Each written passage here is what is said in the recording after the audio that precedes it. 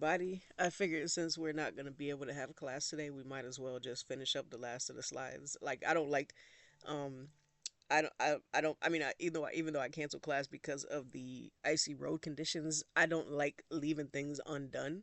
So, I figured why not just go through the rest of the slides, send this as a video to you guys, and then everybody will get a chance to at least hear the rest of the lecture.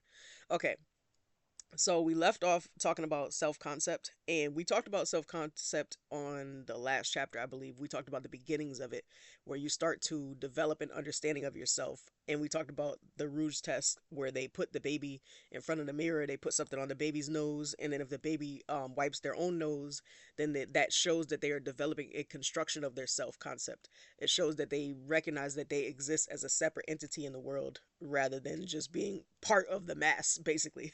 So, self concept is something that continues to progress throughout your life. And different researchers believe that you are constantly constructing and reconstructing your sense of self as you go throughout your lifespan. So, self concept in and of itself is it consists of all of your thoughts, your feelings, and your emotions about yourself. So literally everything you think about yourself. It can include things like self-esteem. It can also include things like self-efficacy for various things. But basically self-concept is all your thoughts, the totality of your thoughts about yourself. How do you view yourself on a scale from 1 to 10, basically, is your self concept and all your thoughts, beliefs about your abilities, etc., etc. One of the primary researchers who focused on self concept and the development of how it happens was actually a sociologist named Cooley. And he was looking at, he basically said that one of the primary ways that we construct our understanding of ourselves is by how other people look at us. So if other people describe us in a certain way, and that happens continually over and over and over again, eventually we will start to internalize that. So if other people are constantly saying, "Oh, you are good at X," or "You are bad at Y," we will, if we keep hearing that over and over again, we will start to believe that thing about ourselves, whether or not we're actually good or bad at the thing. We would just start to believe it because that's what other people say about whatever it is that we are. So, he was one of the main researchers that focused on that. Another researcher that was a sociologist named Herbert Mead, he focused on something called the I versus the me. The I was more like the inner self, like the creative part of you, the part of you that is like fully relaxed and fully able to be yourself, essentially. And then the me is the part of you that you feel like you have to present to the outside world based on the opinions of other people. So you have your I, which is like your inner you, so to speak, and then you have your me, which is the you that you present to the outside world based on societal rules, basically. So if it's not expected for you to do this thing, then you won't do it as the me version of yourself. If it is expected of you to do this certain thing, then you would do that, etc., etc. So this continues to grow, continues to change, continues to shift itself as you continue to go throughout your lifespan. All right, let me see. Go to the next slide. All right. So, self-control, especially for children, is one of those things that helps them to develop a healthier sense of their self-concept.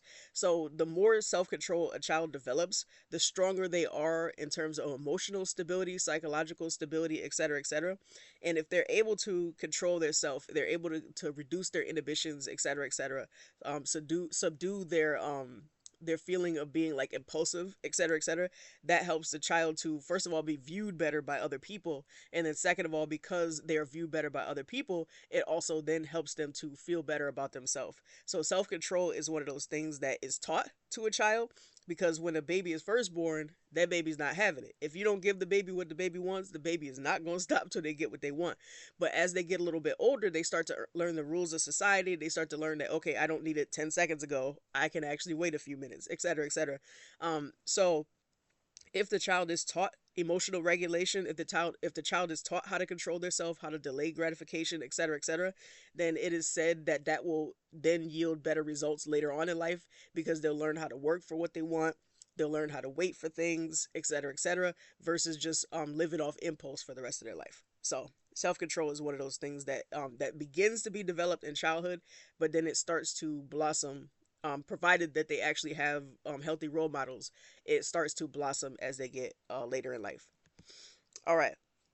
So we talked about Freud, we talked about his 5 stages. But during this period of life, the child is allegedly going through the anal stage and the phallic stage. So the anal stage, we talked about how that was a stage where their main focus or source of pleasure is their anus, basically, taking a poop.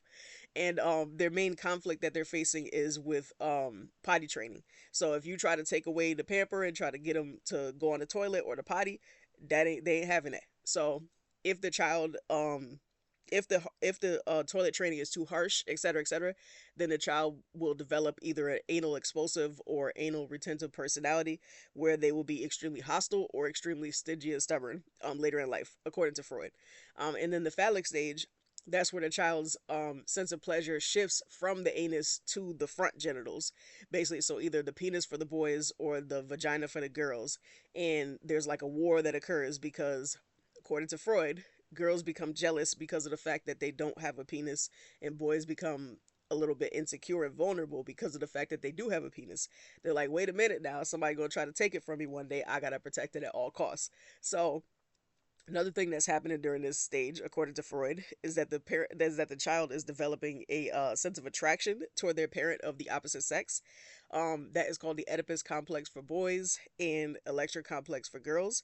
But when they realize that the other parent is in the way, basically, what they do is they take on characteristics of the same sex parent. So the little boy will try to, oh, I want to go fishing. I want to play basketball. I want to do this. The little girl will be like, I want to wear makeup. I want to do this. I want to wear your clothes. I want to do my hair, etc., etc.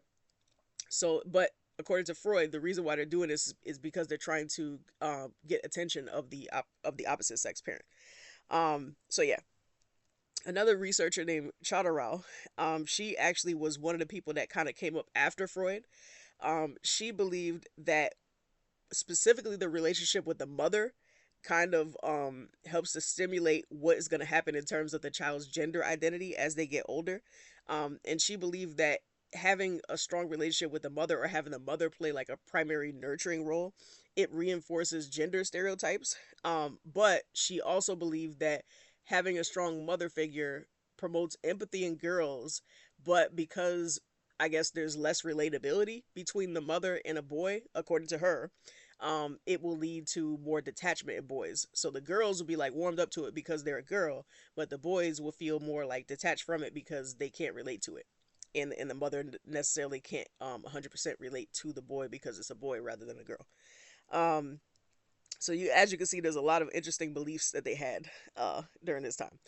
The very last thing is something called introjection. So remember how we talked about the id, ego, and superego, and we talked about how the id is like the impulsive part of us that wants to do whatever it wants, when it wants, how it wants, doesn't care about nobody else. The ego is the rational part of us that's like, okay, I want what I want, but I don't want to get in trouble for what I want. The superego is the part of us that has to do with morality. So morality of right versus wrong. Should I do this? Should I not? Is it morally okay to do this thing? That part becomes to during these 2 stages starts to really, really rise up and come to fruition. So by the age of 6, which is the end of the phallic stage, the child is said to have gained a sense of interjection. Basically, they have gained a sense of whatever their sense of morality is going to be. That is something that is allegedly set in stone by the time they reach the end of their phallic stage. So, all right. So, next thing that is talked about in the chapter is social development.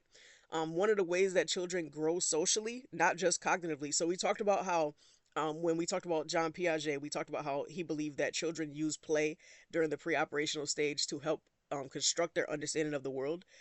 Other researchers, they believe that play doesn't just help you on a cognitive level. Play also helps you on a social level, because a lot of times you might start off playing by yourself, but then eventually you segue into playing with other kids, and then you learn the rules of playing, you learn about sharing, you learn about order and organization, etc., etc. So play also helps you with your social development, not just your cognitive development. So according to the researchers, they say that there's different types of play that children engage in, and they kind of go up in levels. So the very first level is where the child is like not really in tune, so they're more so just randomly picking up stuff, randomly throwing stuff, randomly manipulating things, and they're not necessarily properly playing with the toy, so to speak. Then after that, they start to learn a couple rules, and they start to like intentionally play with the toy but by themselves and they're not really paying no mind to nobody else. Then they might notice that other kids are around and like, oh, okay, they're also playing. All right. Might ask them a question or two, but still not like trying to get involved. Then they might play next to another kid, but not with the other kid. Like, so you playing with your toy, I'm playing with my toy. You go over there, I go over here. After that, they might be like, oh, well, can I play with the one that you have and you play with the one I have? And then they start to do that. And then before you know it, now they're playing together with the toys. And they're both like sharing and interdependence and organization and structure and all the other good stuff. Alrighty. All right. So another thing that's going on during this time period is Erickson's stages. So we talked about how his stages they originate from birth all the way to the end of a person's life. During this period of life, early childhood, they are going through the initiative versus guilt stage, and during this stage, they're starting to kind of take on more and more. We talked about the last stage where they try to like tie their own shoes, they try to feed themselves, they try to put their own clothes on, this and that. That kind of continues during this stage, and the child continues to learn the rules of society because usually during this time they might be going to like daycare, then they might be in like kindergarten, first grade. I think by the end of this they're hitting like first grade. So they are kind of learning more and more about different environments and different relationships with other people and learning more about the rules of engagement basically. So if I want something, I got to raise my hand. I got to say please and thank you. I got to share. I got to stand in line. I gotta wait for something. I have to ask to go use the bathroom, things like that. So the child is learning the rules of engagement in society, and most of it is learned in school because that's usually the primary place where they're at, either daycare, school, Head Start, whatever. So they're learning the rules through the education system most of the time. And if the child is pretty much going along with whatever is supposed to be done, like if they are sharing, if they are standing in line, if they're not being disruptive, et cetera, then they will continue to take more and more initiative. But on the flip side, if the child is like negatively labeled, where the teachers say, "Oh, they're bad," or the parents say, "Oh, they're bad," then the child can start to internalize those labels and then start to feel guilty about their actions and their abilities.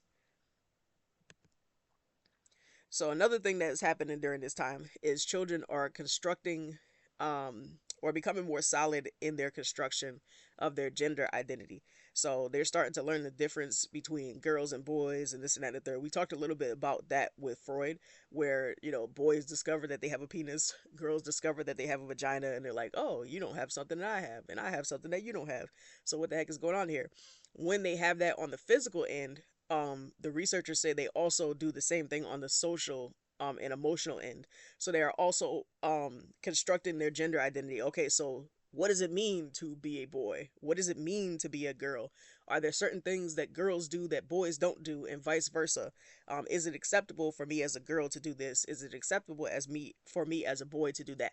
So they start asking all types of questions like, so I'm a boy and she's a girl, and like I remember my nephew, he was like mommy's a girl, and then like, yeah, I'm a boy, daddy's a boy, and he's like asking those questions or whatever. So like it's kind of funny to see like the kids asking the questions, but they do start to ask all those questions because they're trying to learn and understand. They just become deeply deeply entrenched in trying to understand the difference between girls and boys essentially. It just becomes this whole new world for them, so to speak. Like I don't know what they thought before, like if everybody was just like these bland individuals, but now it's like, oh, there's some color in their life. They're like, oh, there's girls, there's boys, there's a little bit of everything out here. So children start asking questions and they start trying to figure out what's going on in terms of gender identity. Um, if they are having like healthy connections where, the parents are kind of nurturing them, et cetera, they'll be fine. But if the children are like, oppressed, so to speak, or like told, like, no, you cannot play with this toy because you're a boy, or no, you must do this because you're a girl, then those kind of things will start to make the child feel a sense of insecurity, so to speak. And it will also lead to building stereotypes when it comes to gender, like because you're a girl you cannot learn how to do this, or because you're a boy you cannot do that. Those kind of things will kind of will mess up a child's development essentially. All right. So in terms of what role the child plays in their own construction. We already talked a little bit about how they start to explore themselves, they start to explore each other, et cetera, on the physical side. They also do start to explore themselves and each other on a social and emotional side. But how much of that is done by the child, how much of that is done by the parent? They found different results on different sides. So, for example, they have done studies where they've had the child, like where they just kind of observed how the child interacts with toys and interacts with different things in their environment while their parents are present.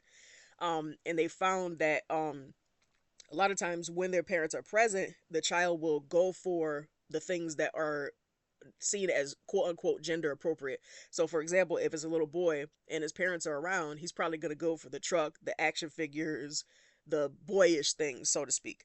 On the girl side, she's probably going to go for the Barbie dolls, the makeup, and all those other kind of things when their parents are present. When the parents are absent and it's just the kids and the toys by themselves and there's quote unquote nobody around, they have found pretty much similar findings, and it's difficult for them to disentangle whether or not like the child is truly choosing it for themselves, or if it's something where the parent kind of set it in stone for them and they know that in the past they were rewarded for choosing this certain type of toy, or going for this certain type of activity, and if they tried another activity they would be shunned for it. So it's kind of like difficult to disentangle how much of it is the child's choice and the child's interest, and how much of it is solely based on the parents and what the parents have chosen for the child. So it's one of those things where it's kind of like nature versus nurture. Which one is it? And it's kind of difficult to separate the two, because the main people that the child has around them are their caregivers, are their parents, are the people who are raising them. So if this been instilled in them since even before birth, then it kind of yeah. So it's one of those things where it's kind of difficult to determine whether the child really likes well, not to say that not that the child doesn't like the toy, but did the origin of liking the toy come from the child themselves, or did it come from the parent? That's still kind of a question mark, so to speak. All right.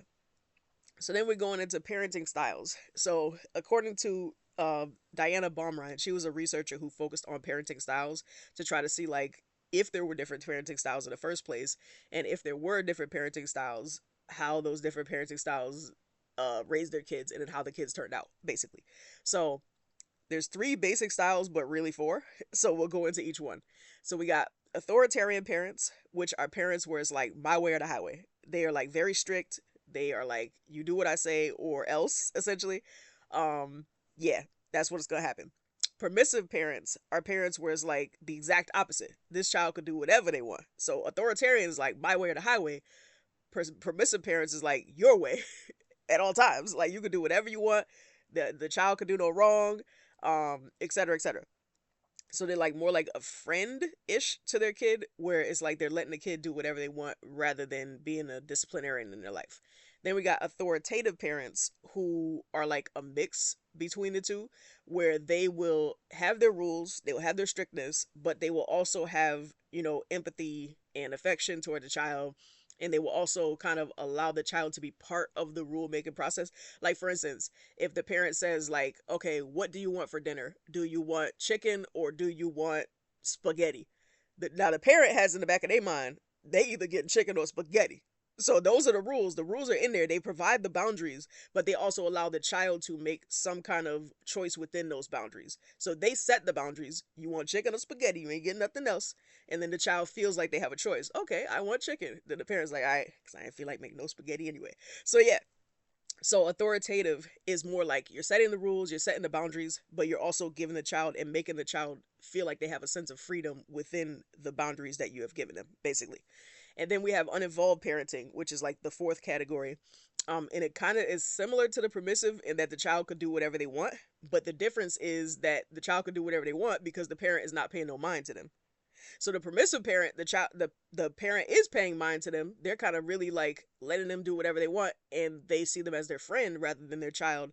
But the uninvolved parent, they might as well not be there because they're not paying no mind to the child. The child could be doing X, Y, Z, A, B, and C, and the parent doesn't even either A doesn't know and or doesn't care that the child is doing anything.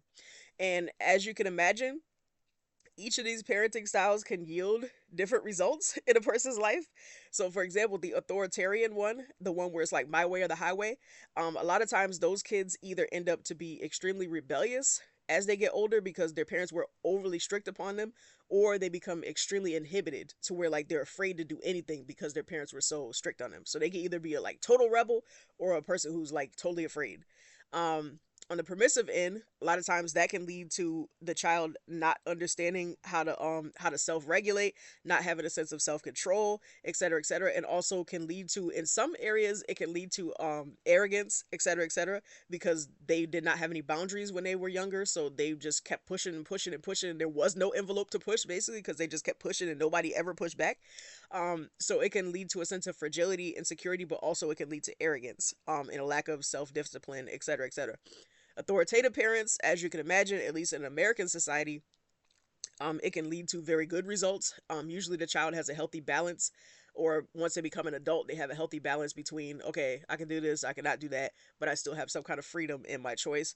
And then uninvolved parenting, they lead to similar results as the permissive parenting, because the child, it can lead to like depression, anxiety, the child engaging in criminal behaviors, etc., because the parent wasn't paying them no mind, unfortunately.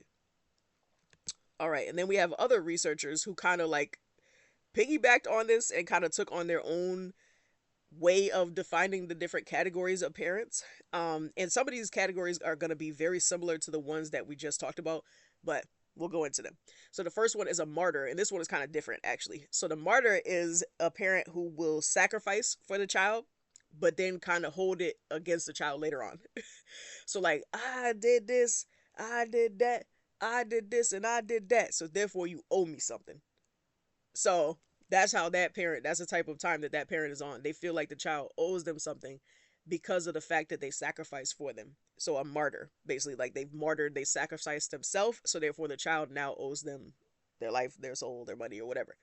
Um, a pal is similar to the permissive parent that we talked about, where the child could do no wrong.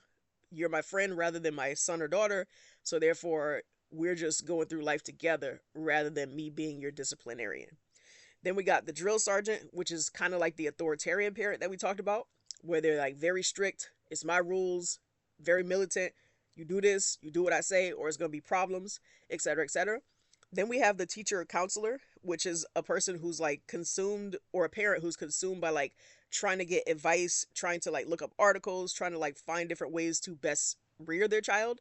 That one is kind of similar to the authoritative parent. I would say that is the closest to the authoritative parent, or one of the closest ones to the authoritative parent. And then the athletic coach style of parenting is where the child has a certain set of goals or has a certain things that they're trying to work for, and then the parent kind of helps them to navigate those situations and gives them guidance. So like, oh, you want to play basketball? Okay, I'm gonna bring you to practice. I'm gonna buy you the uniforms. I'm gonna sit there with you. I'm gonna go over the strategies with you. I'm gonna buy you a basketball hoop so you can practice at home, etc. So like they're the child wants a certain thing, the parent is giving them everything in their environment to help them get to that thing, basically. So I would say the teacher, counselor, and athletic coach, they're kind of similar to the authoritative parent, even though they do their things in a slightly different way. So those are the parenting styles according to other researchers. All right. So more stuff about parenting styles and culture, etc. What they found is that the social class and the culture that a person is part of can largely define what type of parenting style will most likely happen in that culture or in that social class. What's been found is that African American, Hispanic, and Asian parents, they have a tendency to be more authoritarian. At least during childhood, they have a tendency to be more authoritarian, and white parents have a tendency to be more on the authoritative side or the permissive side. Also, when it comes to social class, working class parents are more likely to be authoritarian parents as well. So, being an ethnic minority and also being a working class parent, it will most likely yield more toward the authoritarian types rather than the other types. And the reason why they say that happens is because that is usually how that parent's lifestyle is kind of crafted. So if they're working a job where they're an employee rather than a supervisor, if they're working at if they're basically their whole life, if their whole life is patterned where they are kind of having to follow rules, they kind of have don't really have much autonomy over whatever it is that they're going to be doing in life, then they then pass that down to their children because they feel like that is what's most important. Like, you got to learn how to follow the rules, you got to learn how to do this, you got to learn how to do that. So therefore they will treat their child the same way because that is what they're exposed to, and the list goes on and on. um Another thing that the chapter talks about is childhood stress, and how that can affect development. um According to the research, there's three different types of stress that children can experience. So one of them is positive stress, one of them is tolerable stress, and one of them is toxic stress. So positive stress is a stress that is a good thing. Like, for instance, let's say that the child joins a sports team and they're practicing, but it's kind of hard for them to learn the sport. That will be still a good sense of stress, because once they learn the sport, it's going to be good for them. So, like, it's not necessarily something that's going to be debilitating to their life, etc., etc. So learning how to play a sport, learning how to ride a bike, um learning how to follow the rules of the classroom, like, you got to raise your hand and this and that. It might be a difficult adjustment, but it's actually a good source of stress because it's actually going to help build the child later on. Tolerable stress is when you're going through something that is kind of bad, but it's not gonna, like, ruin your entire existence. Like, for instance, let's say you learned how to ride your bike, but then you was going down the hill too fast and you fell and you cut yourself. Now that pain is gonna be there, and it's gonna not feel so good for a minute. You might even broke your bike and all that, but eventually you'll bounce back because your wound will heal. You might get a new bike or fix the bike that you have, etc., etc. You'll be fine. Toxic stress, on the other hand, is stress that a child goes through, but it's not something that's going to help them. So, like, being abused, being neglected, dealing with poverty, those kind of things, those toxic chronic stressors are things that will kind of mess up a child's development because of the fact that they're kind of placed into survival mode, for pretty much during their childhood. And the more stressors that they have that are toxic stressors, the more crippling effect it has on the child's development. Not to say that they can't rise above it, but the more that they have to deal with, it compounds any kind of issues that they may have had during their development. So it kind of hinders their ability to grow in certain ways. Um, Another way to define toxic stress is by what's known as adverse childhood experiences. And that's basically all the things that we described. So if the person is neglected, they're abandoned, they're abused, there's violence, there's incarceration, poverty, mental illness, any of those kind of things can cause issues in a child's development. And if it's something that is never addressed and nobody ever, like, steps in as kind of like an intervention or anything, then the child, it can start to have a negative effect on the child's development because they're not focused on developing anymore. They're focused on trying to survive, and they're focused on trying to, like, get the heck out of this, basically. So the child cannot care about learning their math equations when they're being abused, or they cannot learn about, how to share and this and that and the third in school. Like, school becomes like a fantasy land if they're dealing with all this kind of stuff at home, basically. And what they found is that if it's never addressed, it can lead to a number of issues in every single domain of development.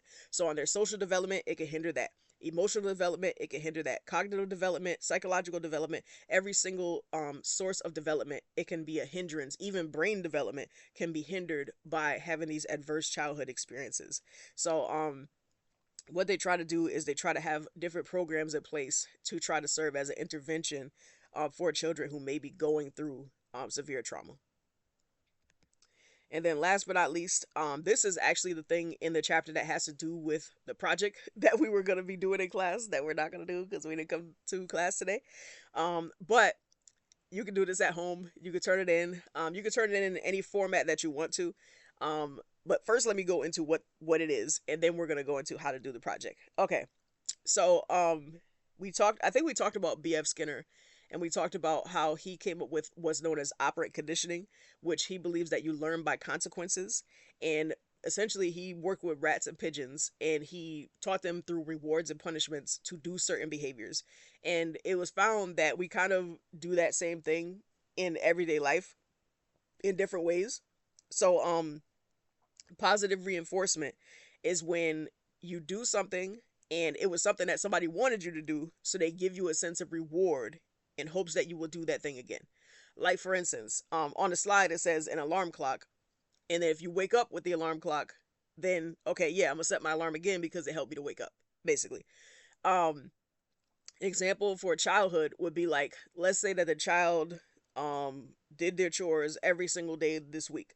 So you're like, all right, you did your chores every single day this week. I'm gonna give you a pizza party, or I'm gonna give you a new toy that you've been eyeing and asking me for every single day. I'm going to do something nice for you since you've been doing this behavior that I want you to do. And the reason why you're giving them the toy is not just because of the fact that they've been good this week. The reason why you're giving them the toy is because, okay, this is your incentive to keep doing what you've been doing. You might get another toy later. So, positive reinforcement, you're giving a reward because you want them to keep doing a behavior. Positive punishment, on the other hand, is going to sound kind of twisted, but positive punishment doesn't mean good punishment. What it means is that you are adding something to the environment to make the child stop a behavior. So positive just means adding, negative just means subtracting. So positive punishment would mean that you are adding something to the environment to get the child to stop doing a certain behavior. So like let's say that they've been hitting their brother or sister every single day. You tell them stop that hitting, stop that hitting. They don't stop the hitting, so then you may decide to spank them. That would be, now that's controversial because spanking is one of those things that everybody goes back and forth about. But let's say that you decide to spank them. If you spank them, that will be considered positive punishment, not because spanking is good, but because spanking is something that you're adding to the environment to make them stop a behavior. So something negative that you're adding to the environment to make a behavior stop. Spanking. Another example would be, let's say that the child is hitting their sibling, And you're like, all right, you keep hitting your sibling. What's about to happen is you're gonna have to do all the chores in the house. So instead of you just doing your chores, now you got to do all the chores. That would be another example because now you're adding something that the child does not like to get them to stop hitting their sibling. Negative reinforcement is also going to sound weird and twisted, but essentially what you're doing is you're removing something that a person dislikes to get them to continue a behavior, which sounds kind of weird and twisted, but we're going to go with it. So, what happens in this situation, you want them to continue a behavior, but you want to help them remove or avoid something that they don't want to deal with in order to get them to continue behavior. So for example, let's say that going back to the chores thing, you want them to keep doing the chores, keep doing the chores. So you'd be like, all right, you don't like cleaning the bathroom. I'll say that if you do your other chores every single day this week, you don't have to clean the bathroom. So in this case, you're helping the child to avoid something that they dislike doing in order to get them to continue doing something else. So like, all right, you could clean the kitchen, you could clean the living room, you could clean your room, but if you do all three of those, you good. You ain't got to clean the bathroom. I'll get somebody else to do that. So the child is avoiding the thing that they dislike in order to continue to doing the things that you want them to do, basically. And then the very last one is negative punishment. Negative punishment is when you remove something the child does like in order to get them to stop doing something that you want them to stop doing. So, for example, going back to the hitting their sibling again. So you're trying to get them to stop hitting their sibling. So you're like, I told you once, I told you twice, you ain't listen to me. So what's about to happen is you see that Nintendo Switch? You ain't playing that no more. Give me that Nintendo Switch. So you take the Nintendo Switch from the child. That's their prized possession. They love playing their Nintendo Switch, but you take it from them because they won't stop hitting their sibling. Now, the moment that they stop hitting their sibling, all right, you can have your Switch back, but don't keep it up. Keep it up. So you have the child act right. Basically, you're trying to get them to stop doing behaviors that is bad, basically. And then the way that you get them to stop in this strategy is to take something away that they like. So, of all four of these, Skinner found that the one that yielded the strongest results, so each one of these works, which is why we use them in our lives. So each one works, but the one that is the most effective, believe it or not, is positive reinforcement. So rewarding behavior that you want to continue is actually the most effective out of all four of these. Even though each one can be used, that one is the most effective. Now, obviously, there will be probably individual differences. So some kids, it might work better using negative reinforcement. Some kids, it might work better using negative punishment, etc., etc. But positive reinforcement generally is seen to be the strongest one to help develop a child in the way that you want them to go, basically. So your project is essentially just showing an example of each one of these and also showing an example of scaffolding, which we talked about with Vygotsky. So with Vygotsky, remember scaffolding was about matter of fact, let me pause this and I'm gonna go to um can I do that? I don't think I can do that on here. Oh. But anyway, I don't think I can share my screen because I'm doing this on like a screen recorder. So I don't think I'll be able to like will I? Let me pause and try. Okay, so I guess it did work. Okay, so in class project number 2 is you're going to provide one example of each of the following from everyday life. And I would, since we are focused on childhood, I would prefer if the examples focus on childhood.